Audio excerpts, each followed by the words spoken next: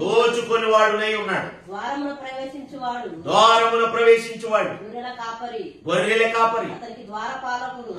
అతడు ద్వారపాలకుడు. తలుపు తీయును గొర్రెలు అతని స్వరము వింటి. ఆయన తన సొంత గొర్రెలను పేరు పెట్టి పిలుస్తాడంట. వాటిని బయటికి నడిపిస్తాడు, వెలుపలికి నడిపిస్తాడు మేత కొరకు. దేవునికి స్తోత్రం. చిక్కుముడుల్లో ఉన్నామా, బాధల్లో ఉన్నామా, కట్టబడి ఉన్నామా, శ్రమల్లో ఉన్నామా, వాటి నుంచి విడుదల కలుగు చేసి వెలుపలికి నడిపించి వాటిని మంచి మేతతో సంతృప్తి పరుస్తాడు. మంచి గొర్రెల కాపరి మన యేసయ్య. దేవునికి స్తోత్రం.